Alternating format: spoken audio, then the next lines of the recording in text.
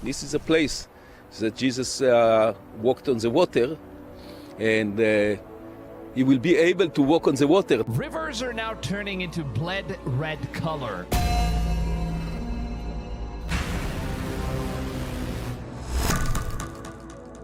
Something strange is unfolding on the waters of the Sea of Galilee, a place woven deep into history and faith.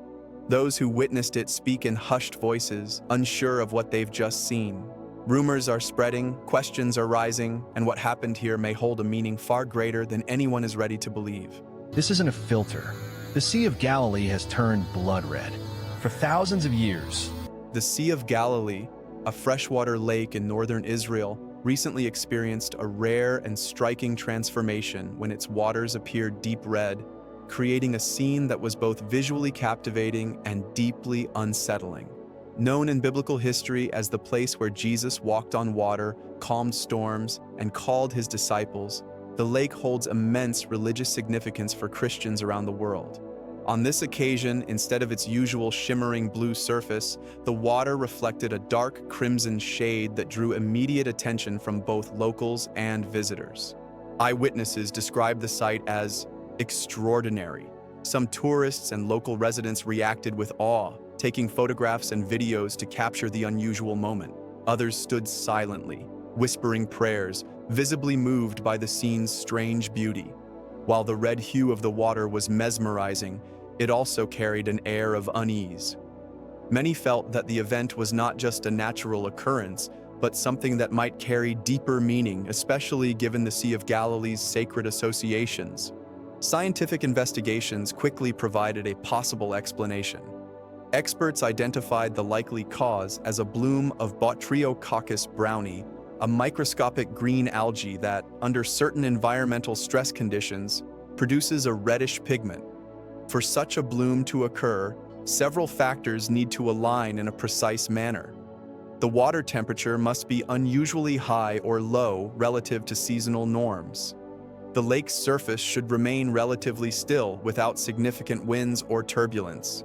In addition, specific nutrient levels in the water, often influenced by seasonal or environmental changes, must be present to support rapid algae growth. Even in regions where this algae is common, such large-scale pigment-producing blooms are rare. In the Sea of Galilee, they are virtually unheard of in modern recorded history, making this event highly unusual.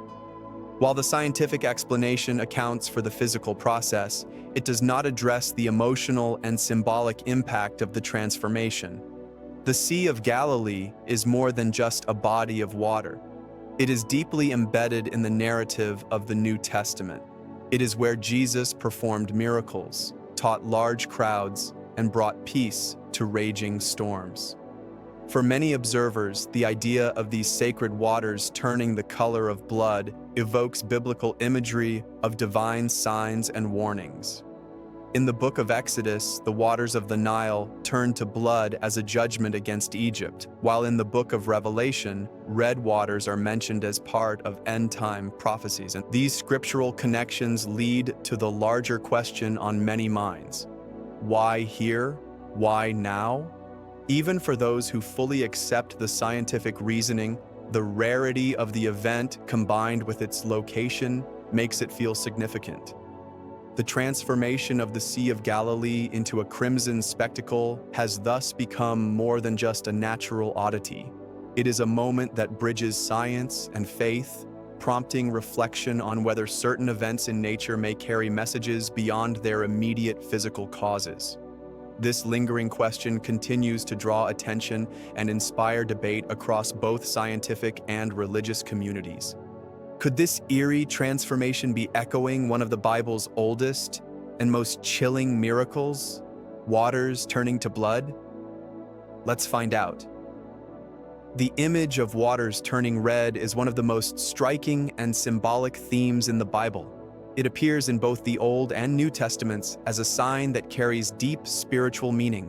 One of the most well-known accounts is found in the book of Exodus. Exodus chapter 7 verse 20 records, "Moses and Aaron did just as the Lord had commanded. He raised his staff in the presence of Pharaoh and his officials and struck the water of the Nile, and all the water was changed into blood." The scripture continues to describe how the fish in the river died. The river began to smell, and the Egyptians could not drink its water. This was not a random event, but a deliberate act of divine judgment. God used this sign to confront Pharaoh's stubborn refusal to free the Israelites, showing his power over Egypt's most vital resource and demonstrating that no earthly authority could stand against his will. In the New Testament, the theme appears again in a prophetic and global context. Revelation chapter 16 verse 3-4 says, "The second angel poured out his bowl on the sea, and it turned into blood like that of a dead man, and every living thing in the sea died. The third angel poured out his bowl on the rivers and springs of water, and they became blood." This passage is part of the apocalyptic visions given to the Apostle John, portraying the final outpouring of God's judgment upon the earth. Here, the transformation of water into blood is not limited to a single location. It affects seas, rivers, and springs across the world, symbolizing the scale and seriousness of the end-time events. Throughout Scripture, the color red carries layered meanings. It represents blood, the essence of life itself, and it also serves as a warning of danger and judgment. When a river or lake turns red, it signals that something vital in the natural order has been disturbed. In the biblical context, this disturbance often comes as a message from God, painted vividly across the visible world to awaken human attention. It is a way for creation to speak when words alone may not be enough. The connection to the Sea of Galilee adds another dimension to this symbolism. This lake is not just a random body of water. It is a place where Jesus taught large crowds, healed the sick, called his disciples, and even walked upon the waves. It is where he demonstrated power over nature itself, calming storms with a single command. To see these waters take on the imagery of blood links the memory of peace, provision, and miracles with the sobering reminder of judgment. It's a wake-up calls, much like the biblical signs that disrupted ordinary life in ancient times. They challenge people to consider whether there is a deeper message in what they see. The Bible often shows that God uses natural elements to reach human hearts, whether to comfort, to warn, or to prepare. When the waters themselves change in such a dramatic way, it invites a moment of reflection on the times we live in and the possibility that God is still speaking through his creation. If the Bible warns of such signs, could the Sea of Galilee be just the first piece of a much larger prophetic puzzle? Or are there more yet to come? The transformation of the Sea of Galilee into a blood-like color is not an isolated event. Around the world, there are other extraordinary occurrences that seem to mirror the prophetic descriptions found in Scripture. These events, when viewed together, form a pattern that many believe aligns with biblical warnings about the end times. One of the most significant developments is the dramatic decline of the Euphrates River. Revelation chapter 16 verse 12 states, "The sixth angel poured out his bowl on the great river Euphrates, and its water was dried up to prepare the way for the kings from the east." For centuries, people read this verse as a distant and mysterious prediction. Today, satellite imagery reveals that large stretches of the Euphrates have diminished to shallow channels or even dried riverbeds. The once mighty river, a key water source for millions and a cradle of ancient civilization, is shrinking at a pace that few anticipated. Another sign that has drawn attention is the increase in earthquake activity worldwide. Jesus himself warned in Matthew chapter 24 verse 7, "Nation will rise against nation and kingdom against kingdom. There will be famines and earthquakes in various places." Scientific records show that the frequency and intensity of earthquakes have been climbing in recent decades. These quakes strike not only in well-known seismic zones, but also in regions that were once considered geologically stable. For those familiar with biblical prophecy, this growing instability of the Earth's crust resonates strongly with Jesus' words. Adding to these signs are strange and unexplained sounds reported in different parts of the world. Residents in cities from Jerusalem to New York have described hearing loud trumpet-like blasts coming from the sky. While scientists offer possible explanations such as atmospheric pressure changes or distant industrial noise, many recall the vivid imagery of Revelation chapter 8, verse 6 to 13. This passage describes 7 angels preparing to sound trumpets, each blast bringing a significant act of divine judgment.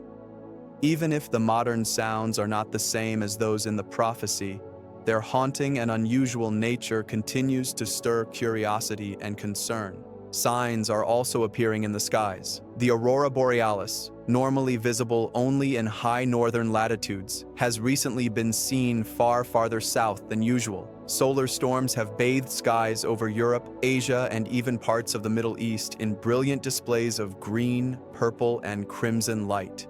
Luke chapter 21 verse 25 records the words of Jesus, "There will be signs in the sun, moon, and stars. On the earth, nations will be in anguish and perplexity at the roaring and tossing of the sea."